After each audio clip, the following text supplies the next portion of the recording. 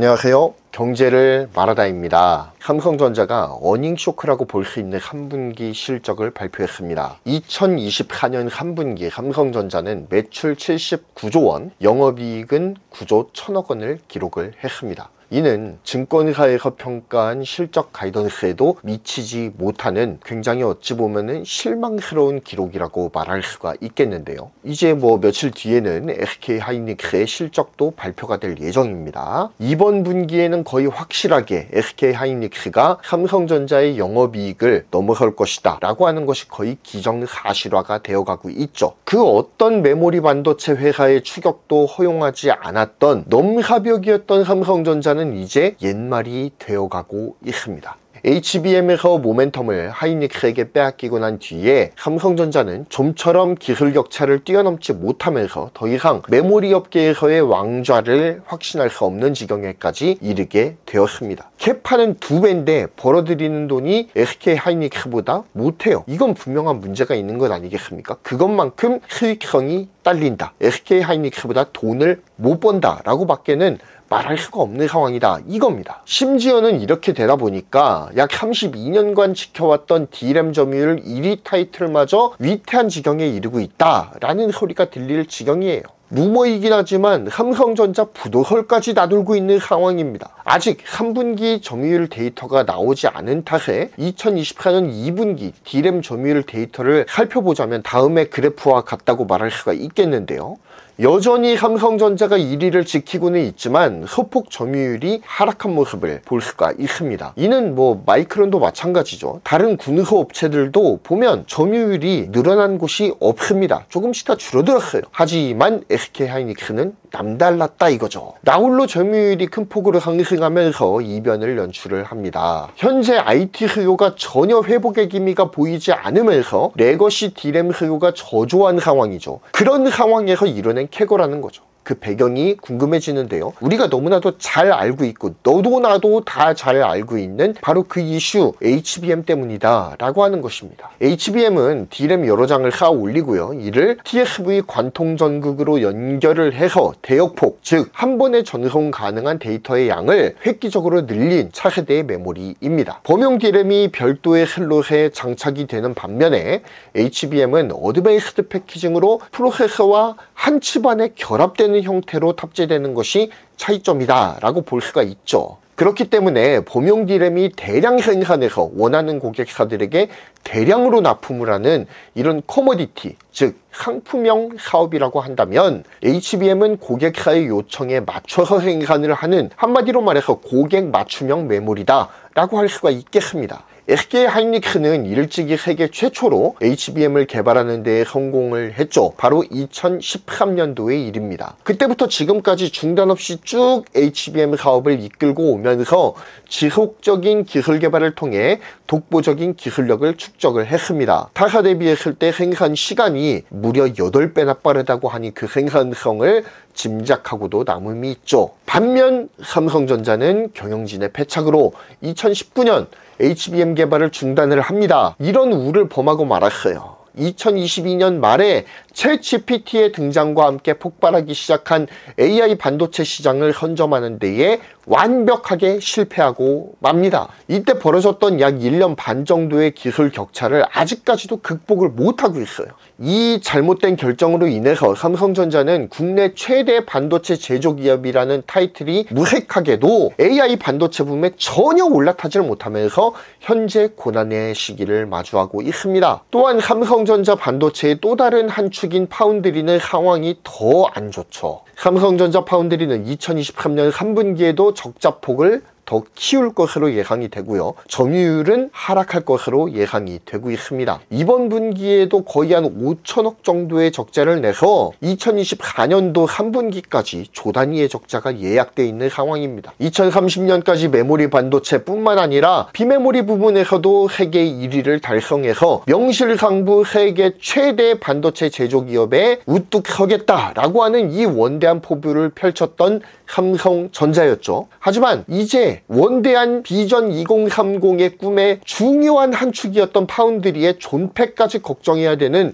처절한 상황까지 내몰리게 되었다는 겁니다. 자, 그렇다면 어떻게 이 위기가 불거지게 되었느냐를 한번 살펴보아야 되잖아요. 현재 삼성전자의 위기는 단연코 경영진의 전략 미스, 경직되고 관료화된 조직 구조, 그리고 나태해진 조직 문화의 산물이다 라는 결론을 내릴 수밖에 없겠다라는 생각이 듭니다. 뭔가 기술이 뒤처져 있는 것도 당연한 사실입니다. 하지만 어떻게 업계 탑이었던, 넘사벽의 탑이었던 삼성전자가 주무기였던 이 기술에서 밀리게 되었나, 이거를 생각하는 것에서 현재의 위기를 생각해 보아야 할 때가 된 것 같다라는 생각이 듭니다. 뭐 어디를 분사하네 마네 지금 이런 소리를 할 때가 아니에요. 근본 원인을 찾아서 근본부터 뜯어 고쳐야 할 때가 바로 지금이다 라는 생각이 듭니다. 전자업계에서 혁신은 필수 불가결의 요소이죠. 삼성전자가 지금까지 업계 탑을 유지할 수 있었던 이유 또한 바로 이 혁신이 있었기 때문입니다. 우리는 종종 삼성전자가 캐파발로 밀어붙이는 기업이다 라는 오해를 하기가 십상이에요. 하지만 삼성전자의 역사를 한번 살펴보면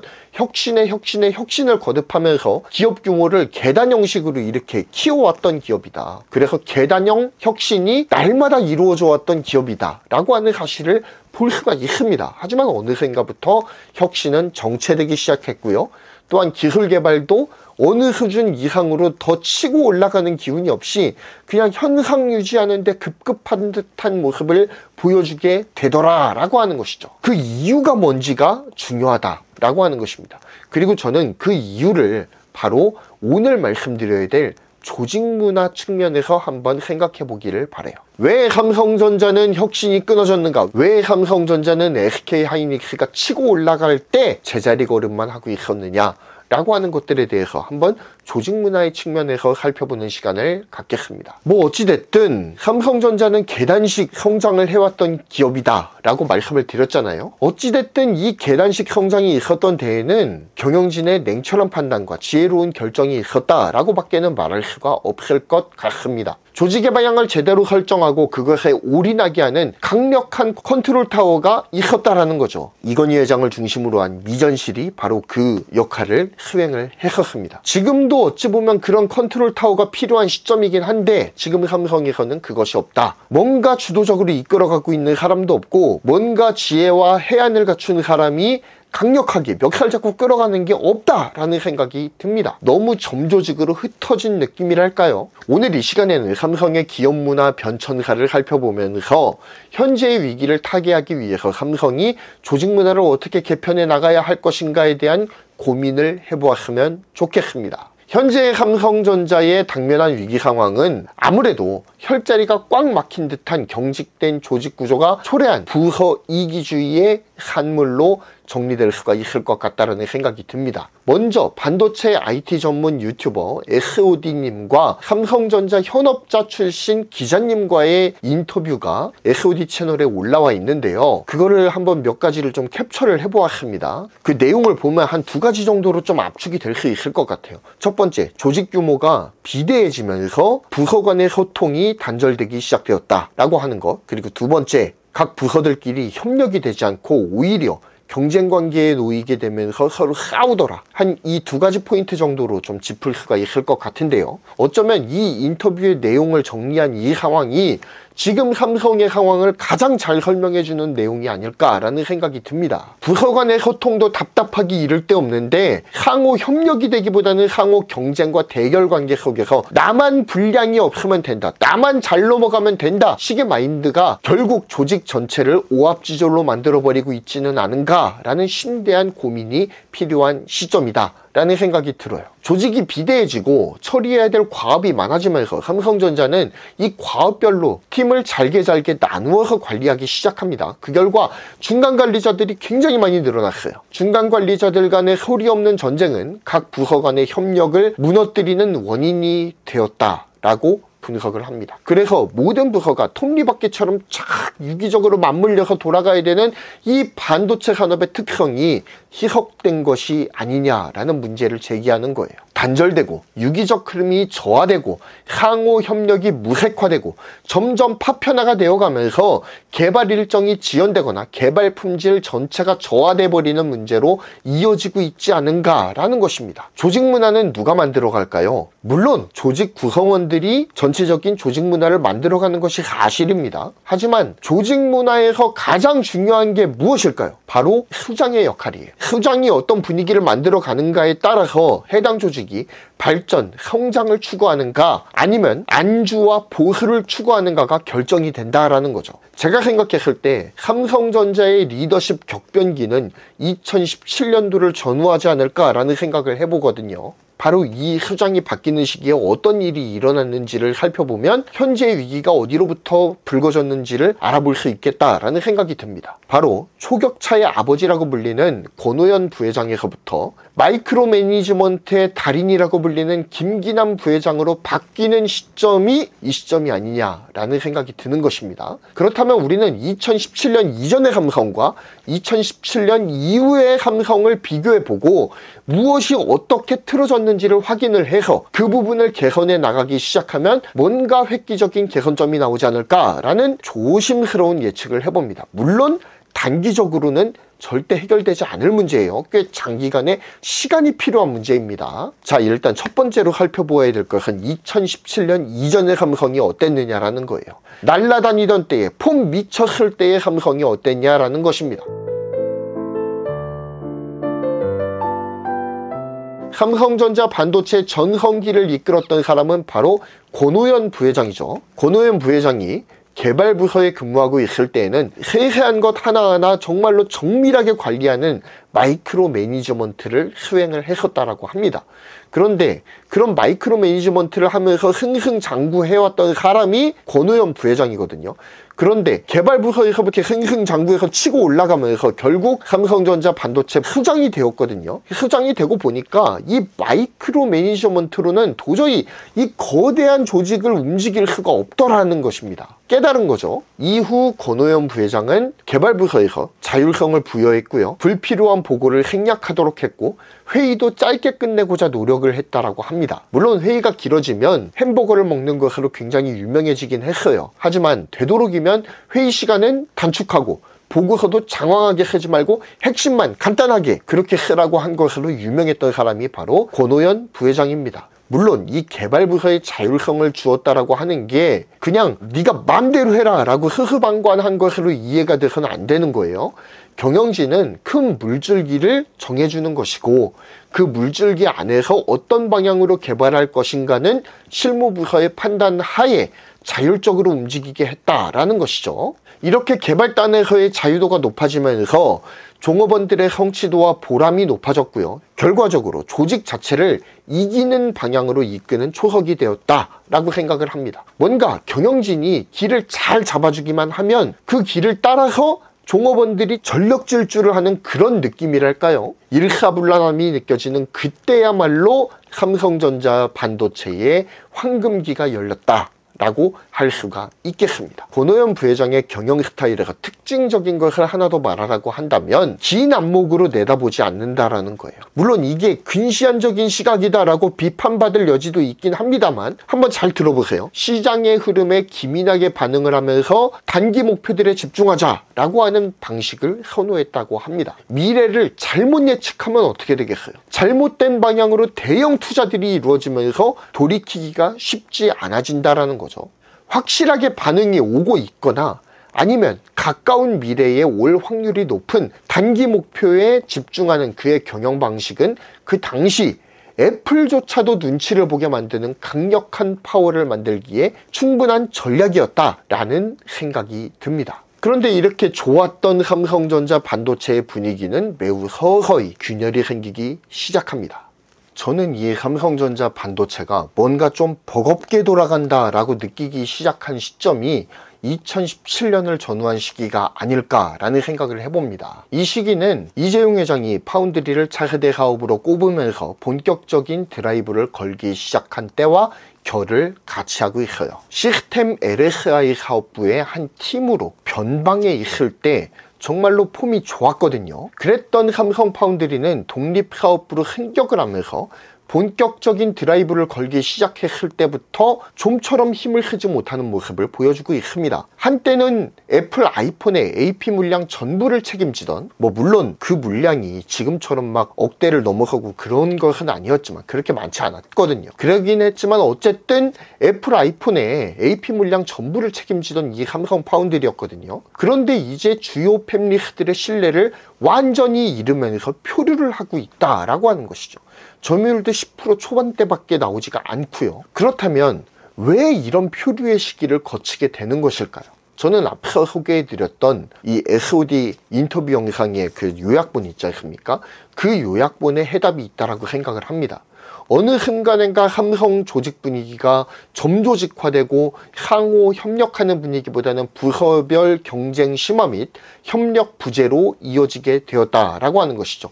바로 어느 순간인가 말입니다. 왜 한순간에 조직 분위기가 이렇게까지도 경색이 되어버린 것일까요? 저는 한 사람의 리더를 주목해야 한다라고 생각을 합니다. 바로 권오현 부회장 다음으로 삼성전자 반도체 부문을 이끌게 된 김기남 부회장에 대한 이야기입니다.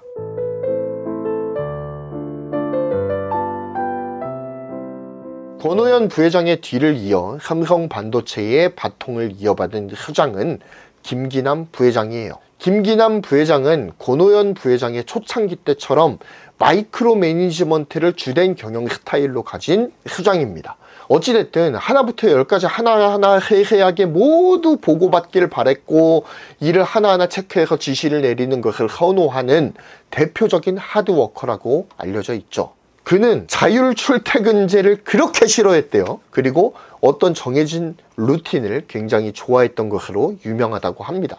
업무 시간에 짜여진 루틴대로 직원들이 움직여주길 바랬던 것 같아요. 또한 보고를 굉장히 중요하게 생각해서 연구직, 생산직 할 것 없이 자신이 한 업무의 디테일을 모두 보고를 해야 됐다라고 합니다. 보고서를 받고 그 보고서에 따라서 지시를 내리게 되면서 수장에게 올릴 보고서를 준비하는 시간, 실제 보고하는 시간, 다시 수장이 이를 면밀하게 검토를 한 후에 중간관리자에게 지시를 내리는 시간, 그 지시가 현업까지 또 내려오는 시간, 너무 비효율이지 않나요? 이런 경영시간의 비효율화를 초래하게 된 것입니다. 컨트롤 타워의 의지에 의해서 하부 조직들이 일사불란하게 움직여주길 바라는 이 마이크로 매니지먼트가 조직을 수장이 원하는 한 방향으로 일사불란하게 움직이게 하는 힘은 있을지 모르겠지만, 중앙에서 모든 것을 컨트롤하다 보니 현업의 업무 환경과는 동떨어진 지시가 내려가는 경우가 굉장히 많고요. 현업에서도 경영진을 만족시킬 만한 보고 내용을 작성을 하다 보니 결국 경영진이 원하는 방향으로 보고의 방향을 왜곡시키는 일도 굉장히 많았을 것 같아요. 이건 순전히 제 내피셜입니다. 어찌됐든 제가 그렇게 예상을 해보는 거죠. 마이크로 매니지먼트의 그 어떤 폐단을 한번 이야기를 해보고자 하는 거예요. 자, 한번 생각을 해봅시다. 경영진 입장에서는 현업에서 어떤 일이 진행이 되고 있고 어느 정도의 진척을 보이고 있는지를 알고 싶었을 거예요. 그런데 반대로 현업 입장에서 한번 생각을 해보죠. 현업 입장에서는 경영진이 빨리 보고를 올리래. 그런데 연구 성과를 보아하니까 이게 좀 미진한 것 같다 이거야. 그러면은 현업 입장에서 어떤 길을 택할까요? 이러이러한 사유 때문에 연구 일정이 이렇게 딜레이가 됩니다 라고 정직하게 말을 할 것인가, 아니면 경영진에게 만족할 만한 성과를 좀 분치를 좀 해서 과대포장해서 보고를 할 것인가. 경영진에게 만족할 만한 성과를 보고하지 못하면 내가 좀 위태롭지 않을까? 인사고과의 영향을 받지는 않을까? 다음 승진에서 배제되진 않을까?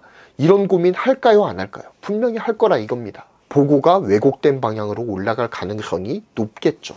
이러한 분위기는 보고의 왜곡을 초래하게 되었을 것입니다. 그리고 업무 효율성을 현저하게 낮추게 되고, 나아가서 직장 만족도를 떨어뜨리는 주된 요인이 되었을 겁니다. 그러면 어떤 일이 벌어질까요? 나가는 거죠. 지금 중국으로 나가가지고 매국노네 뭐네 이런 말들이 많지 않습니까? 그런데 그 원인 제공을 한 사람이 누구냐 이거예요. 그들이 매국노가 되게 만든 사람이 누구냐 이거예요. 경영진들 아니냐라는 근본적인 물음을 한번 던져보는 겁니다. 삼성전자가 기술 경쟁력을 잃어버린 가장 주된 이유가 뭐냐라는 거예요. 인재 유출 아니에요? 인재가 왜 유출되는지 한번 생각을 해보자라는 겁니다. 하고 싶은 것이 있어도 야 이거 되겠어?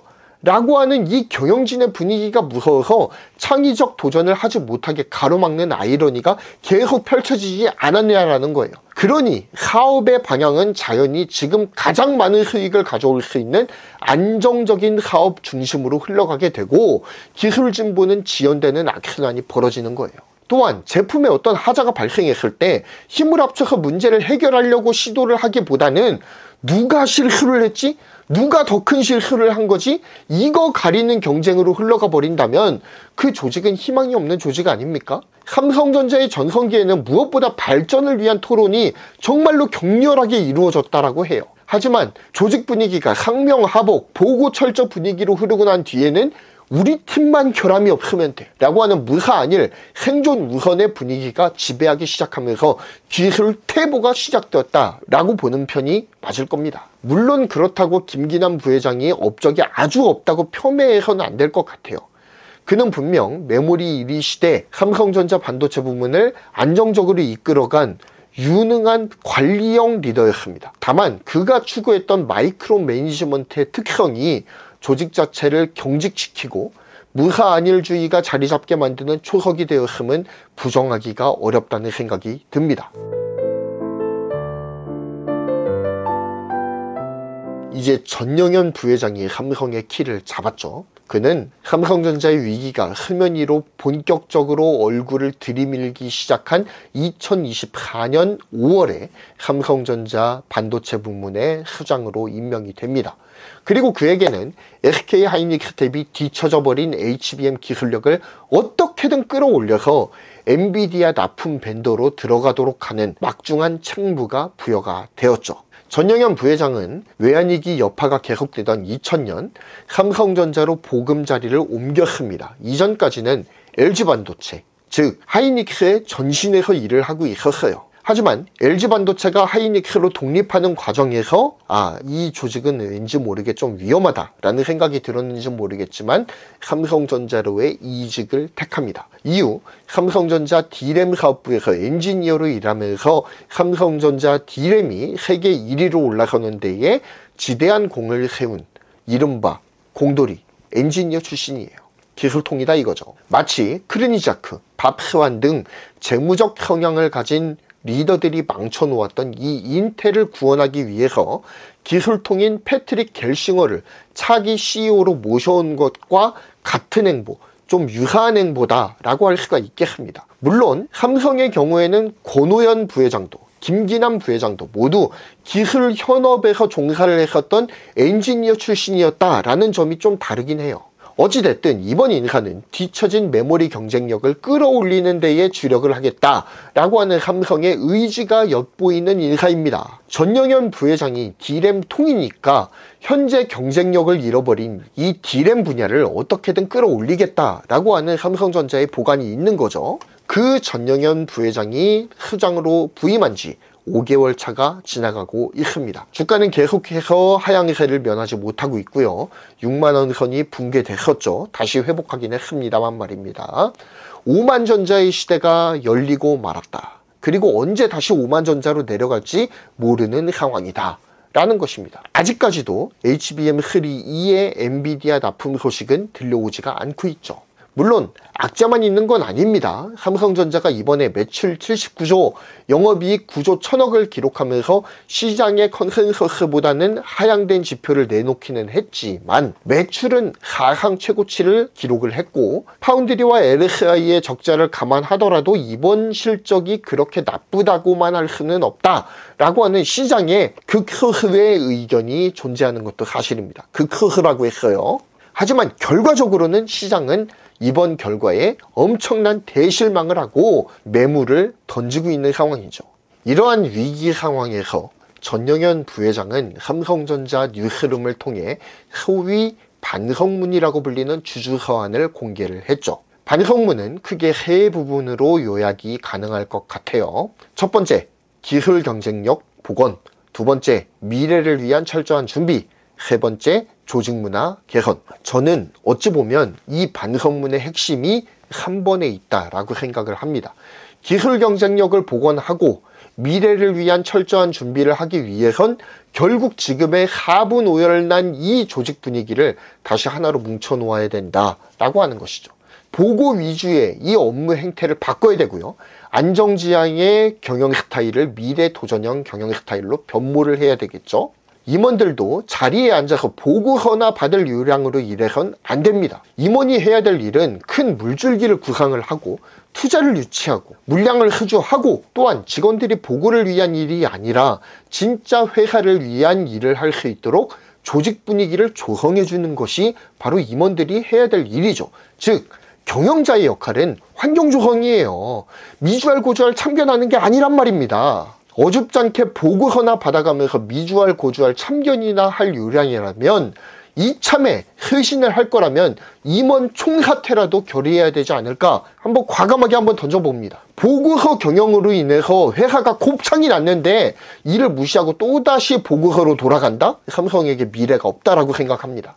정말 필요한 보고 이해에는 보고서를 대폭 축소해야 될 필요가 있어요. 중간 관리자들끼리 생존을 위해서 왜곡 보고를 올리는 일이 없도록 보상체계의 관리도 확실하게 해야 될 것입니다. 또한 목표에 미달한 팀이 있다는 이유로 그 팀을 막 이잡듯이 잡아가지고 압박할 생각하지 말고 일을 보다 효율적으로 할 수 있는 환경을 만들어 주십시오.